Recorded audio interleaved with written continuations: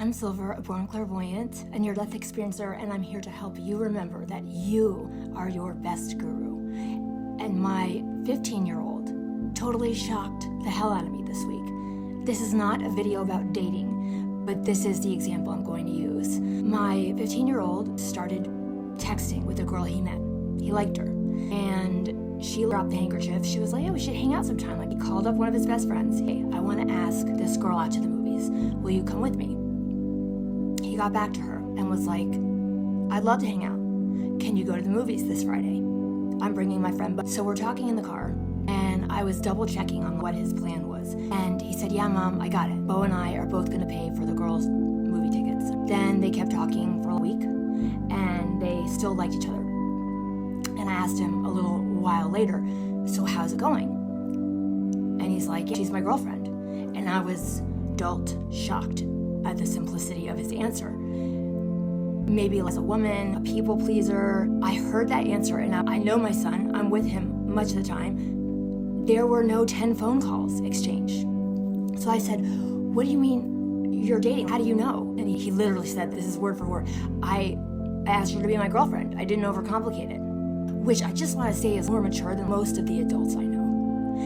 And it was amazing, because it was childlike in its clarity, but it really exposed something most adults don't even have control of anymore. For me, there came a point where I could not make a decision without getting everyone else's opinions. It made me realize how much energy, at least I, pour into everything, but especially potential problems that don't actually even exist yet. By the time we get to adulthood, we really are not the biggest fans of uncertainty. I don't know a single adult who loves it when their job's up in the air or their relationship's up in the air. It's scary. There are a lot more responsibilities that trace back to us, and uncertainty can seem like a threat. Stakes are really high. Our brains do not like unclosed loops. We don't feel comfortable unless we're somewhat hedging our bets, or we have a pretty good idea of what the outcome would be of any given situation. But like clarity of my son, and I don't know what it looked like over on her side, but on his, he didn't consult anyone. He just went by his inner guidance. There was like, what did this emoji mean? It wasn't that he was super confident, because I don't think confidence was the key there. I actually think it was him just living within the information he actually had. He just took what was evident to him and made decisions based off that information. I have never seen such little overthinking or over energy expenditure happen, and that is why it stopped me in my tracks. Because overthinking, it's play acting in imagination. It's rehearsing endless, unconfirmed realities and preparing for endless possibilities. And that's really not thinking, because if we're actually going to take a situation, we need data, actual evidence. And overthinking requires no evidence. There's really only 3 categories. There's what I know, what I don't know, and then what I'm making up. When we're overthinkers, they move from what I don't know to what I'm making up without realizing it. They actually swap category 1, which is what I know, with category 3, which is what I'm making up. Scientifically, it would be tossed in the trash. And this is not to say anything about men or women, or he's just not that into you. It's really more to catch yourself the next time you're really deep into thinking about a situation and you realize you just don't even know enough to speculate. This could look like spending 3 weeks wondering if somebody likes you, instead of in the right time and place asking. Or instead of wondering if your job is safe and your effort is seen and valued, actually scheduling something with your boss to ask for feedback. Or with writing, you could spend forever going over a manuscript, but at some point you need to pull the trigger and send it to an agent. So the key with all those examples is moving from what if, moving from imagination to a point where you're going to receive information. And overthinking itself is not the real villain here. It's actually, I think, avoiding stepping up to and facing reality. It's going to be a vulnerable moment because you don't know if you're going to like what you hear or if you're going to like the information you're given. I think it's a lot kinder and easier on ourselves to treat it like data, like information, instead of making it so personal. When you're analyzing, you never have to get vulnerable and discover your answer.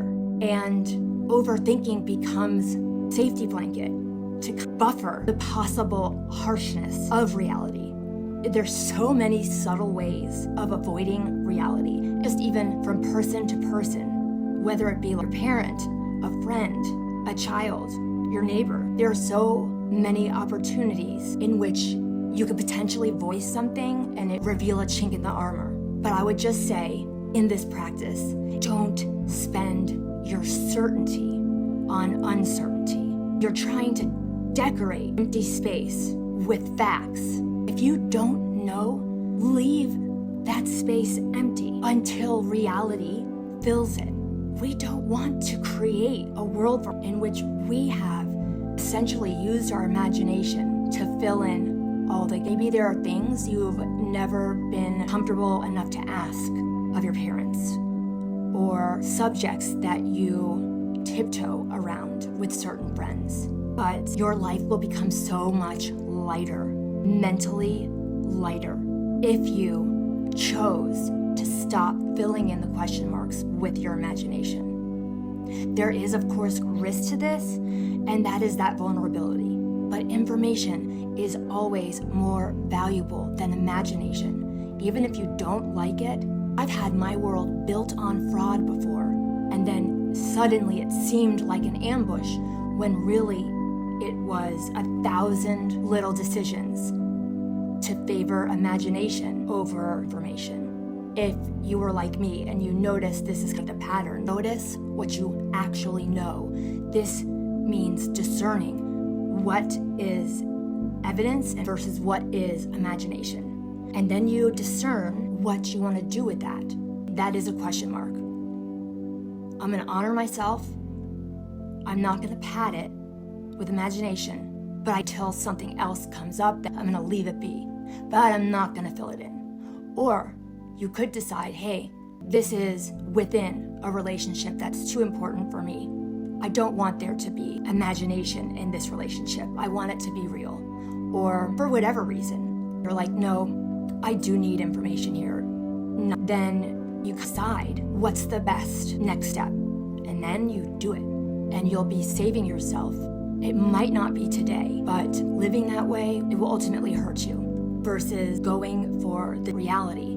There comes a relief in knowing that it's true, that it's the truth, and that your life is built on and aligns with only what's true and not what you wish would be true. I didn't wish to acknowledge the dynamics of my marriage.